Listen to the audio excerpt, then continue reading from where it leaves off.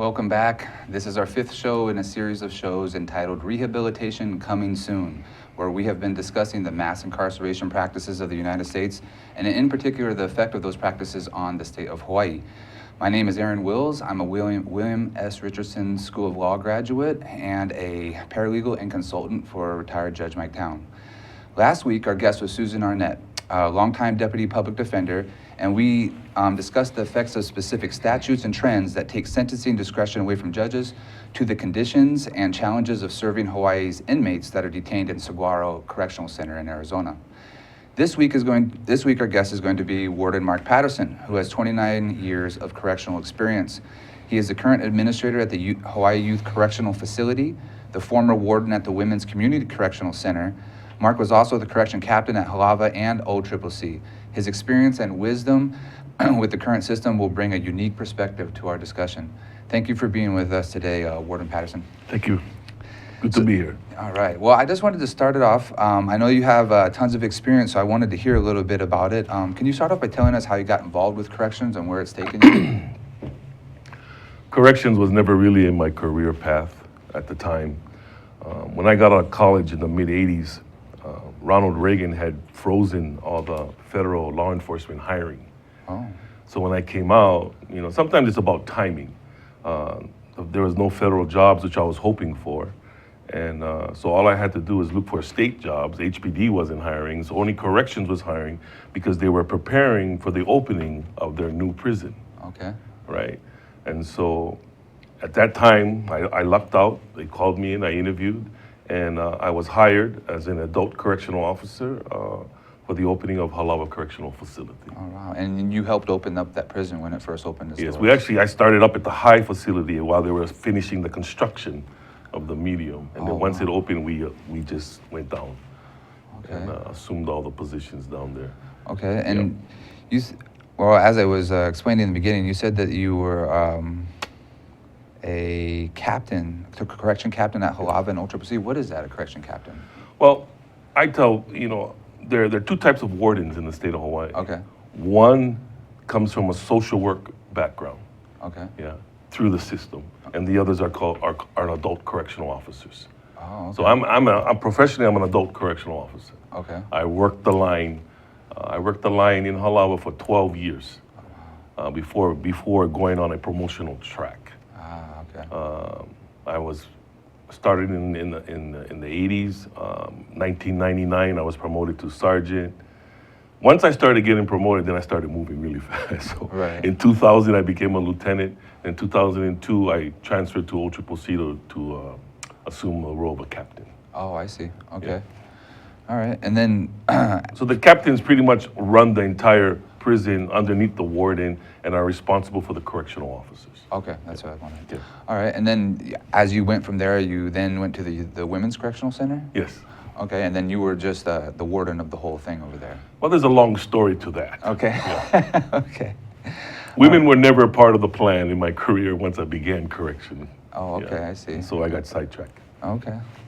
Well, let's start off by talking about prisons in general. I don't know if you were aware, but Bob Merce was one of our first guests on the show, and he took a trip over to Norway, where basically, because of the recidivism rate, they deemed this the most successful prison system in the world with a 20% recidivism rate, which, in America, our recidivism rate is somewhere around between 70 and 80%.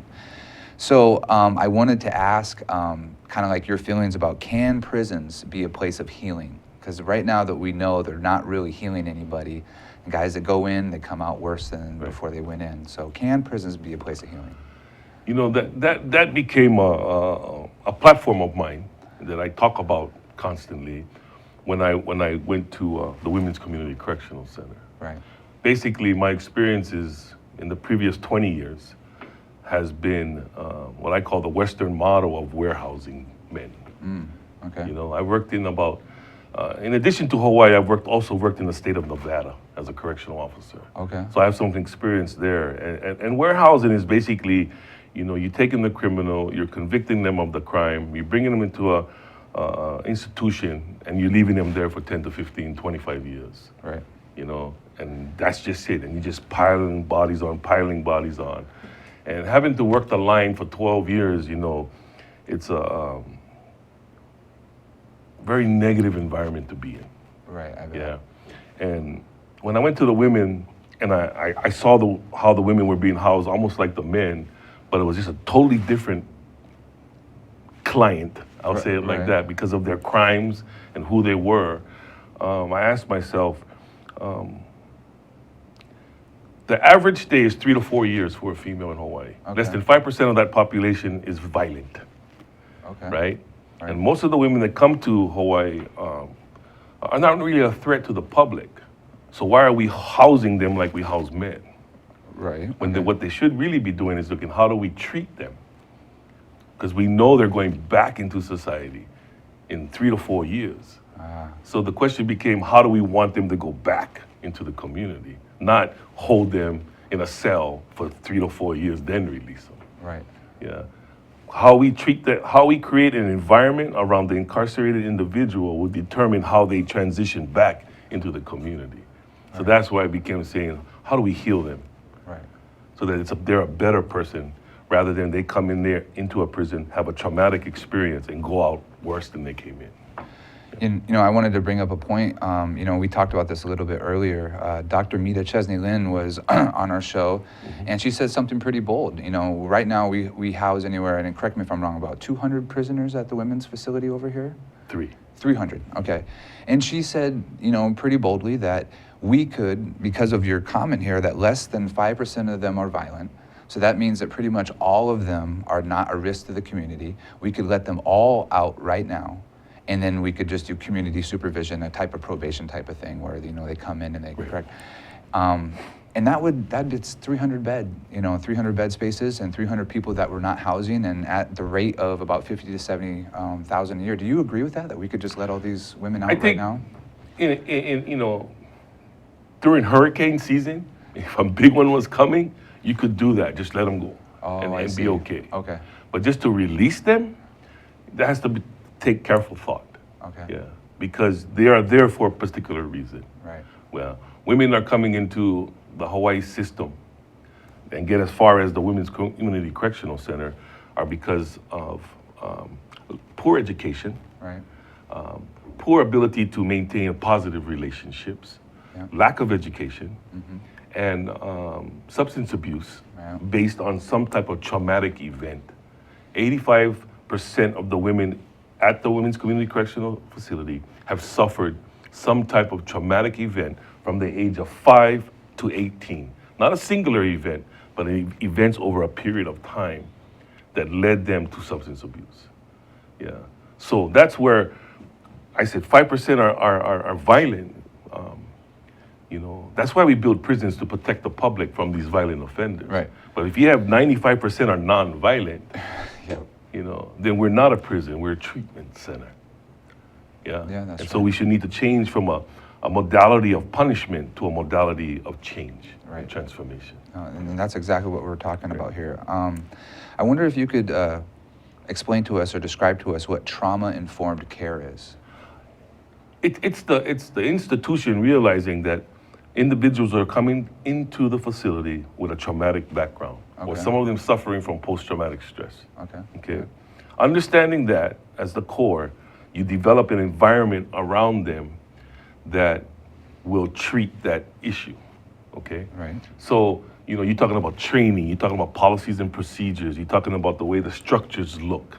Yeah, you're talking about a consensual type of phasing process that when they come in, we slowly have to break down the walls that they built up to protect themselves from remembering those issues. Right. But sometimes we have to go back to those issues in order to treat it Yeah, and that's teach right. them coping methods. That's right. Yeah.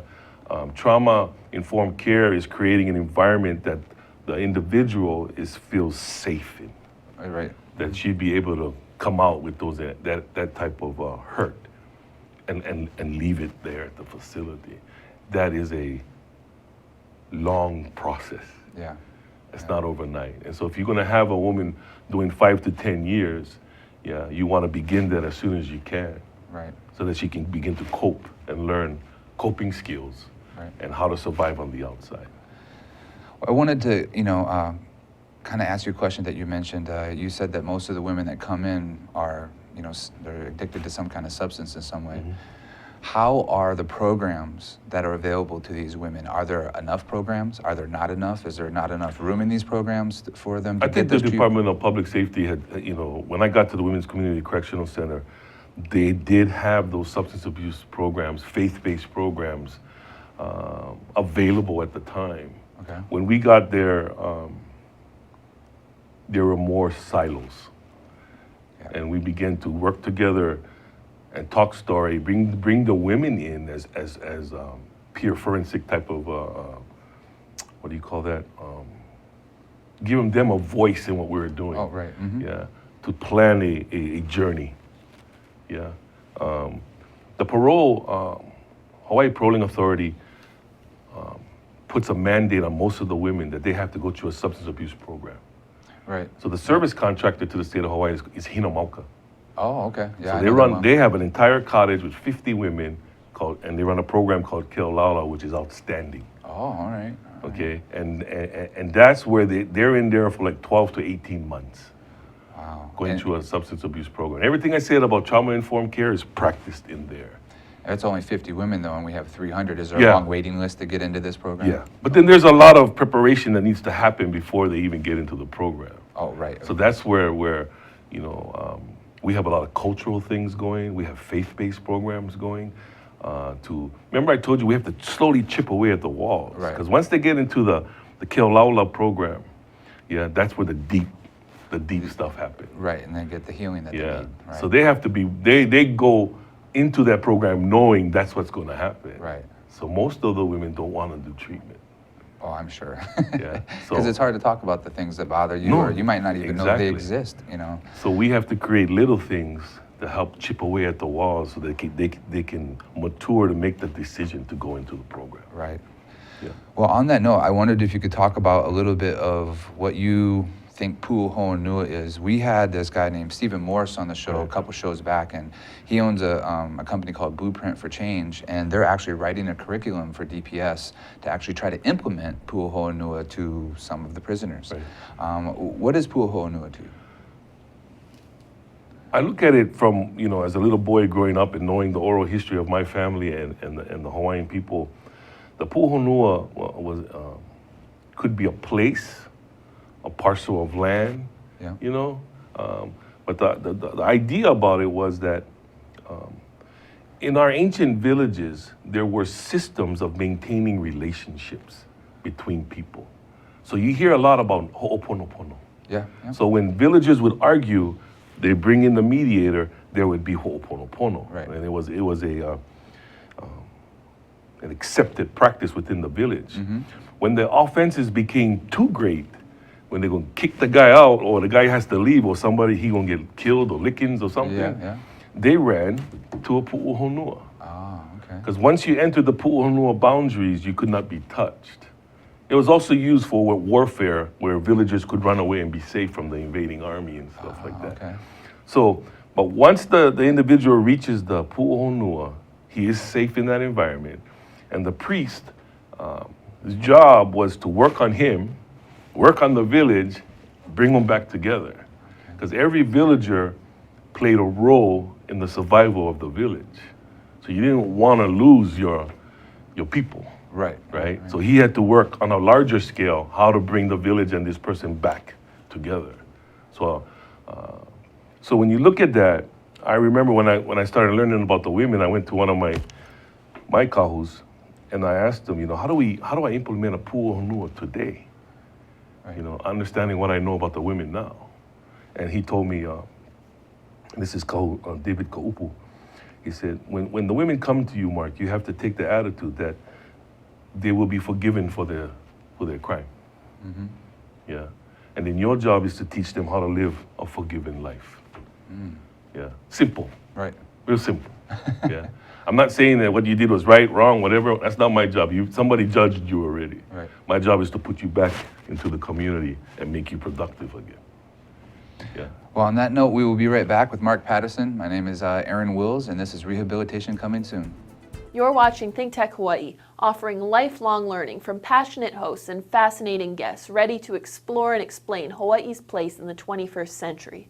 Great content for Hawaii from Think Tech. Hello, I'm Stephen Katz, and I'm the host of Shrink Wrap, which comes to you live every Tuesday at 3 p.m. on thinktechhawaii.com, and then it's repeated again whenever you want if you go to the website.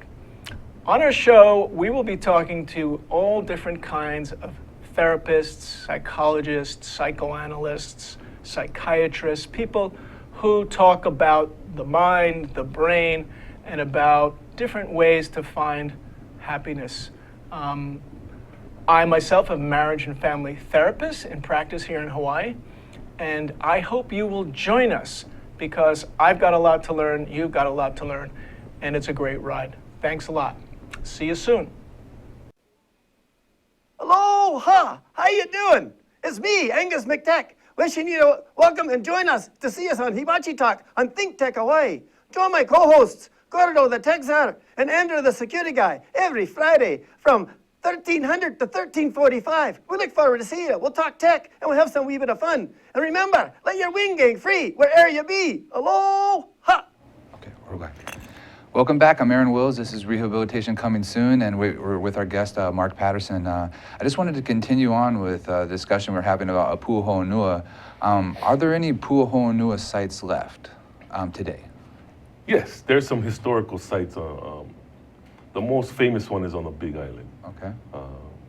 I believe it's in the Honolulu, the City of Refuge. Right. You know, you can see it there. Every island, if you talk to the locals around and the kupunas, they will tell you certain areas of the islands that were once pu'uhonuas. Okay. Waimea Valley Park here on Oahu, some areas in Laie, you know, because you can have a pu'uhonua, it can just be a 2-3 acre area with village type housing and stuff, or you can have from the mountain to the sea. Okay. Yeah, Okay. so every island was different in how it was formulated. Yep. Well, getting down to the practical steps of what Pu'uhonua does, I mean, what exactly, how would we use this in a prison system? I mean, would we take an inmate and say, okay, we're gonna take you down to the Pu'uhonua, we're gonna have work for you to do to help heal the land and in turn heal yourself? How does it work, like the steps? Like that's how, we kind of wanted to see exactly how maybe a Pu'uhonua would be implemented in the system. If you go back to what I originally said, that in the ancient villages, we talked about systems of maintaining relationships. Mm-hmm. One of the key things for every offender that comes into the criminal justice system is how do you have a relationship with yourself? Okay. Yeah. Forget about family, forget about friends. How do you have a positive relationship with yourself? Yeah, that's the first step. So one of the things that we try to accomplish right off the bat is to have the woman take accountability for what she has done. Yeah. And she has to forgive herself Okay. before she can move forward. So it's always an internal step first, and then we begin rebuilding her support system around her. Yeah. Forgiveness of family, forgiveness whatever was done to her, has to forgive that person, Right. and then it's a journey. Right. Absolutely. Yeah. So you want to create, you know, the idea was to create a place where the women could come that would be a sanctuary. So where they could sort all of that out, and we could begin the process of rebuilding relationships with her and for her. Right. But the ultimate goal is that she realizes at some point that she has to be her own pu'uhonua. It's an internal concept that you have to find peace within yourself and fix your relationship with yourself before you can move forward and fix everything else. Okay. Yeah. You know, on that note, you know, we're talking about having a relationship with yourself when you know that relationship works and you actually do start to have it. The goal is to have them be a positive influence in the community, be a good citizen, right? Can you talk about how community is important to the criminal justice system? I think one of the, I used to have an acronym that I talk about called BAT. Sometimes you want to take a bat and just hit the criminal justice system because you're just mad at the way they're running. Right. But for me as an administrator, it was the B, the A, and the T, a bat. Okay, and the A was me where I'm at receiving women who are being incarcerated and releasing them back into the community. So A is where I was at. And for me to be successful, I have to know where the women are coming from, which is before. Okay, Yeah. before, right? Yeah, Okay. and why they're coming to me, and advocate for all the services before they come to me, so I can reduce the numbers that are coming to me, Right. Yeah. right? And speak out on behalf of the women. And that's where community comes in. Yeah, you have programs like Judge Arm, Yeah. yeah? Yeah. And that's a great program because he's trying to stop them from coming in as The well. Hope Probation The Hope, Program. yeah, Yep. exactly.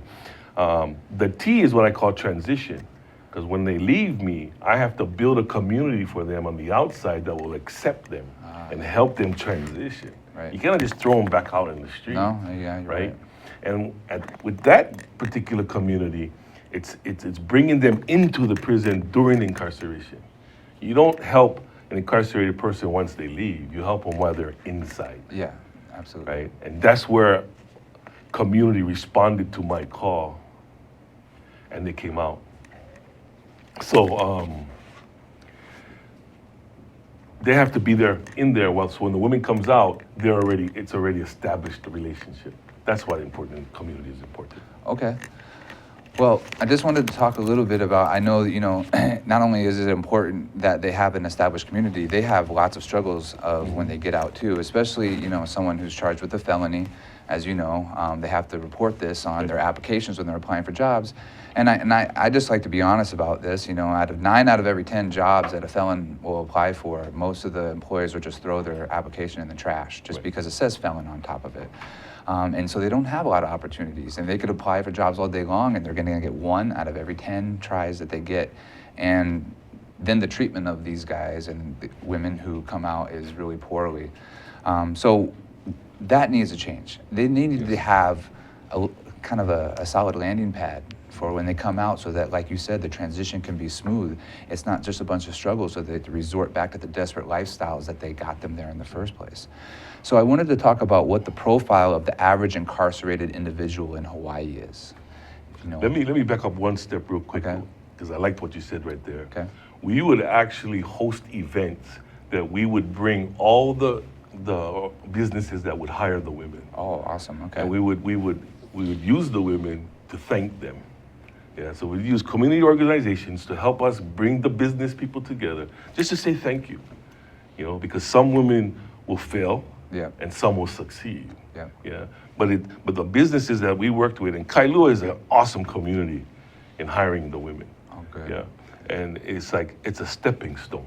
Yeah. Yeah. Because if they can get, you know, back into a work ethic and whatnot, they can move forward. So the businesses in and around Kailua that help the women's facility were consistent in always picking them up. So we do have those partners, but it takes the state to up their ante and help organize that. Yeah. You know, I think just the benefits that you get from working a full day, it benefits your self-worth. I mean, Yes. even for myself, you know, when you're going through school, you're going through school so that you can work. And then when you're not working, you're feeling horrible because you're not even working. And I know it's the same thing for everybody. You know, when you're Right. not working, not doing anything, you kind of feel like, what am I doing out here? I want to be doing something, but you're not doing anything beneficial. When you give someone a job and give them a purpose, you know, things change around for people drastically. Right. And I think that they need these opportunities.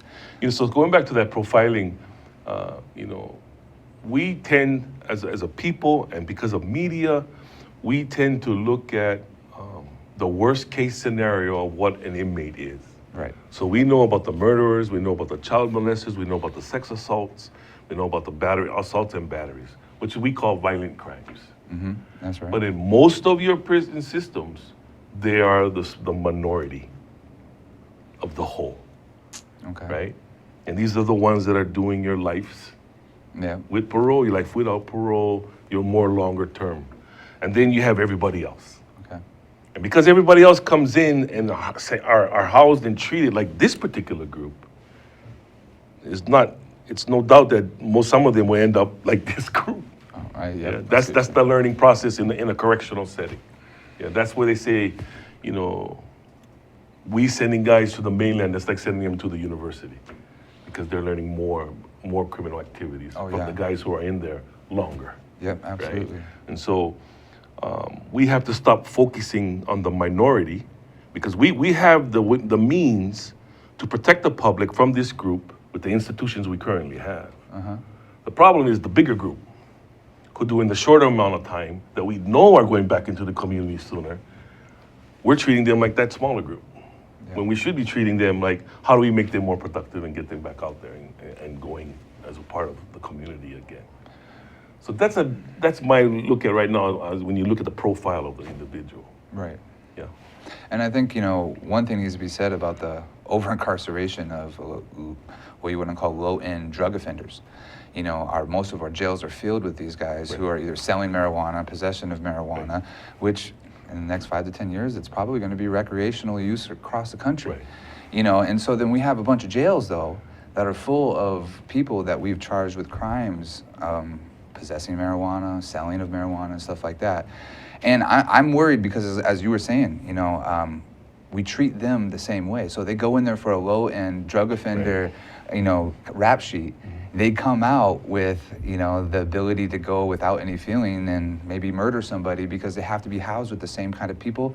And when you go into a prison system like this, you basically have to harden up yourself up, learn how to defend yourself, and nothing good and productive is coming in. It's all, how do I defend myself, And that goes back out into the community with them. Absolutely, absolutely. So on that note, why don't we talk about the difference between the punitive correctional model, which you were mentioning a little bit, versus a therapeutic model.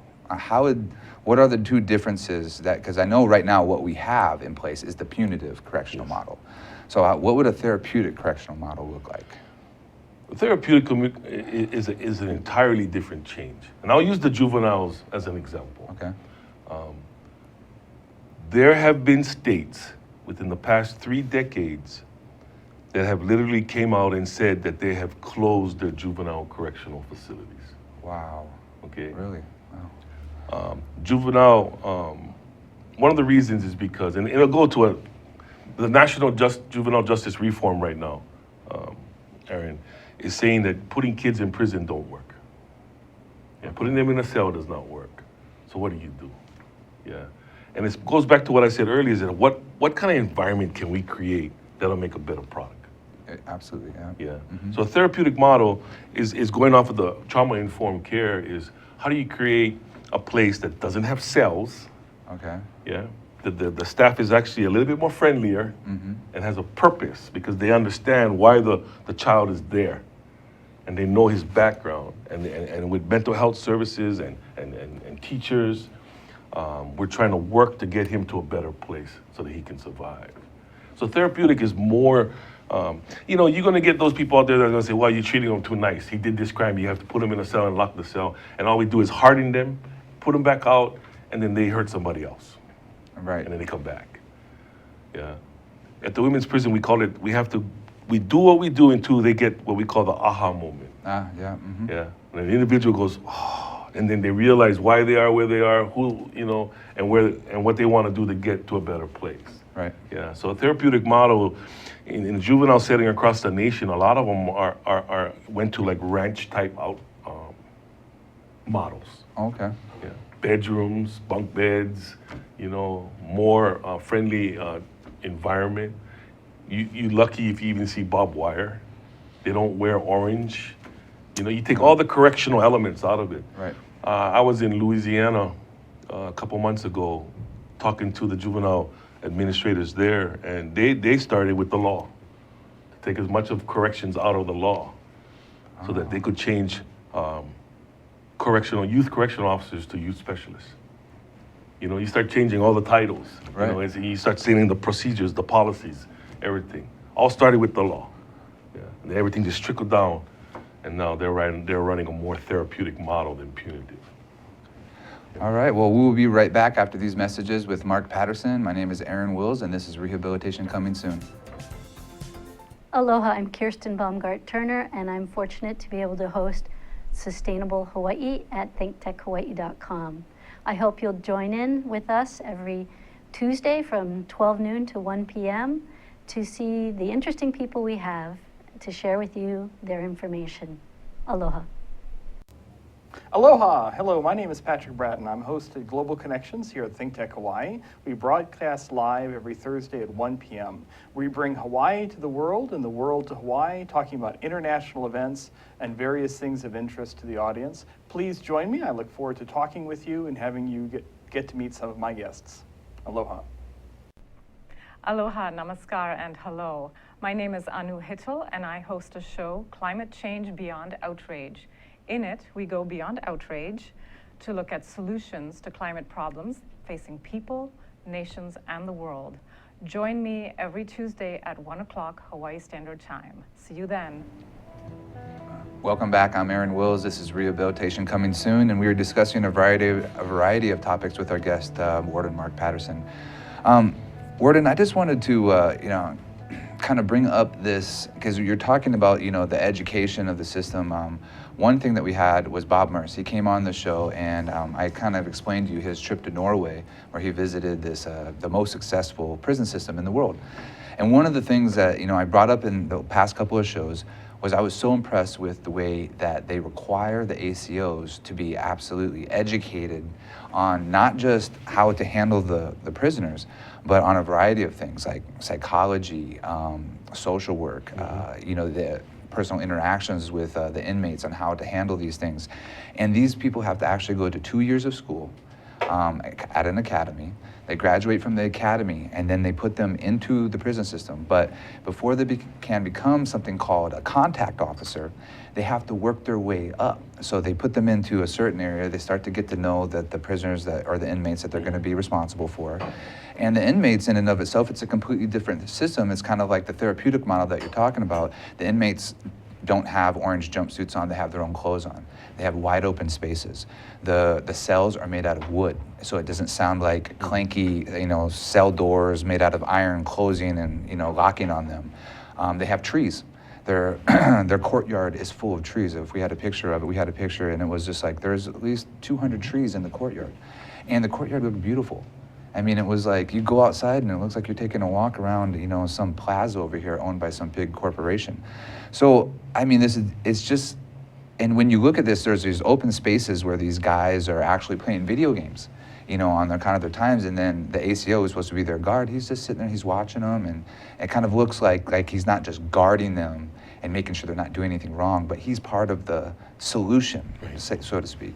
And so I'm just wondering, do you think that this is possible? Can we change people's minds to think more in a therapeutic way to where we can get them to spend the money on prisoners in this kind of way? Do you think it's possible? I think it's a journey. It takes leadership from the governor down, to go in that type of direction. Yeah, I agree. Everybody looks at the enormity of the problem. Yeah. And that's all they do. They just look at the enormity of the problem, and nobody's taking the small steps to try to get there. Right. I used to tell my staff at the women's, and even now I says, we can preach all we want about a therapeutic model, but if we're not doing nothing, nobody will invest in what we say. Nobody will invest in the idea. Right. So we have to go out there and pilot things to show that we're willing to move in that direction, which we're doing at this time. Well, I want to talk about the Youth Correctional Center that you're running right now. Mm-hmm. I know you mentioned something about the numbers. Have your numbers, as far as how many you have they been going down? Where did they start from when you first got there? I think when I made the transfer from public safety to the Department of Human Service, Office of Youth Services,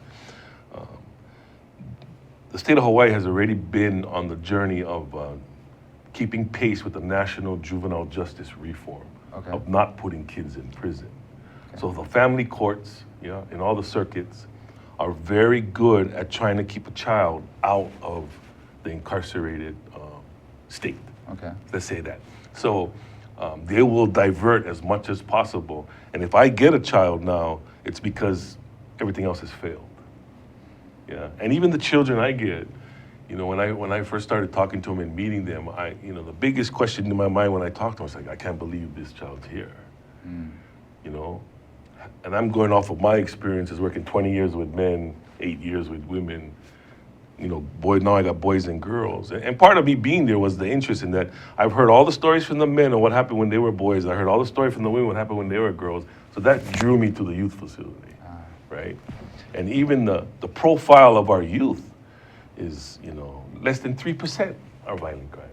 Wow, okay. And so we're really looking at how do we create the therapeutic model for them so that we can reduce the numbers now. Some of my conversations with the judges now is that I want to create a place at the youth facility where you can send kids, but not in an incarcerated model. Okay. Do you know how much does it cost? Like, I know that for to house an inmate that's an adult costs around $70,000, maybe a little bit less than $70,000, between 60 and 70 for a year. Is it higher to Definitely higher. for a child? Definitely higher. Do you know I think it's like $98 a day for an adult. Okay. It's about $300 to $400 for a child. Oh my goodness. Yeah. That is a lot Yeah. more. So my population now is 27. I have 20 boys, 7 girls. Okay. Okay. And when you started, were the numbers higher than that? No, Or it about has the same? never. It has never went over 30, 35. Okay. So the system's already in the process of already diverting children, so that we can keep them out of the system. 85% of the children that touch Hawaii Youth Correctional Facility ends up in the adult system. 85%. That's why we're going for all these changes right now. Yeah. So if we want to influence the numbers in the adult system, we invest in the front end, which is the youth. Yep. No, I agree with that 100%. What you mentioned this, you were just talking about this later. What is the National Juvenile Justice Reform? Once again, it's just keeping children out of the incarcerated. Okay. Now, is that a environment. national movement that they've put? Yeah, like I said, Feds put money behind and everything. Just recently, you can Google it. South Dakota is going out there telling everybody they just closed their correctional facilities, their juvenile correctional facilities, because these are states that have invested in the programs, invested in the treatment, in the diversion, and creating at their legislative levels fundings to fund community organizations to absorb. Right. Before having to send to prison. I was going to ask you to describe a little bit of what you see as what intergenerational incarceration is. So here in Hawaii,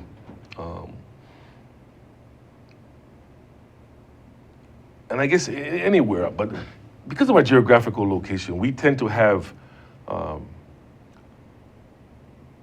families that, for no fault of their own, or situation, economic, social, are always in our prison systems. Okay. So at one period of my time in Halawa, I had grandpa, dad, grandson. Oh my goodness. Yeah. And we've had, and their wives were at the women's facility. Oh wow. Okay, so that's what we refer to as intergenerational incarceration. So that's when we want to make serious thought about reducing populations, we have to understand intergenerational incarceration. Yeah. Yeah, and how do we organize communities and state resources to surround these families to pull them out? Yeah, so that the child doesn't, as he's growing up, say, because my family goes to prison, that's my route. Right. That's what I'm expected to behave like this. And so whenever I look as an administrator, look at how I can be successful at where I'm at, I look for points that I can work at to try and reduce. Yeah, and that's one of the big ones right there is incarcerated parents. Yep. I'm sorry. The children. Intergenerational incarceration. Right. Yeah. And on that note, we talked a little bit about the children of incarcerated parents being 85% more likely to be arrested themselves at some point and be involved in the criminal justice system. I mean, and I know this is a long answer. You could, say any way you like. How do you think that we can stop that? I mean, or lower those numbers so that even if your parents go in, it doesn't have to be the footsteps that you're going to follow in. One is community has to step up, and they have. Two is that some of the children I have who I consider not bad enough to be with me, are with me because they have nowhere else to go. Yeah, I've seen that too. And so that's the family. Yeah, that's the family issue. And because they have nowhere else to go, you know, my first month there, I released a couple kids that turned 18. We just let them walk out the door. I said, where are they going? Oh, the family, we could never get them back with the family. So they go. And I said, oh my God. You know, that's the 85%. You know, they go out the front door because we couldn't solve their problems. Yeah. So now we're gearing my people to say, I want to know, you know, way before his 18th birthday, if the family is viable or not. Right. Because then it is our responsibility to teach and support him to be self-sufficient and still continue to try and heal the family and look for alternatives. Right. Because it's not so much the juvenile, it's when they're 18, 19, 20, 21 is when they enter the system. And that's a population that we have not focused on. Yeah. So in closing, let's just close on this question here. Why care? Why should anybody care about inmates? Because they've already, you know, they've had their chance and they got to do their time, right? Or is that wrong? Should people care about inmates? We're such a media-focused population and society. Yeah. You think that the offender is on TV far away from you. Right. When in reality, they're next door. Yeah, they're playing with your kids in the street. They're in the shopping centers. They're everywhere. You just don't know. Yeah, because you have this profile that you think that this is how they're supposed to look. In reality, they're everywhere. Yeah. Yeah, and the idea is that because we know that they're going to go out, yeah, how do we want that person to look when he goes out and act? Because he's going to be right next to you. Yeah, and that's why you care. That's why you're playing with their children. Yeah. You know, your kids are playing with their kids. You're shopping with their families. And some of the families may be normal. The individual might be the only abnormal one. But that's why you have to care, because it will come back to you. Right. Yeah, with you knowing or not knowing. And that's just the right thing to do. With the many different cultures in Hawaii, we have that ability to still show love. One last thing. In the mainland, when you talk to a 15 or 16-year-old about what's important for them, they will talk about their gang. They will talk about their homies. Their friends, right. And when you talk to a 15 or 16-year-old in Hawaii, they will talk about family. That's the difference between our kids and the mainland kids. Our kids still look for family as a means of support and belonging. Right. And in closing on that, you know, just like you said, I think that, you know, it all begins with us. If we care, somebody else is going to care too, and then, you know, it's attitudes are contagious, and I think the attitude for our community really is that we need to care about these inmates for the reasons that you said.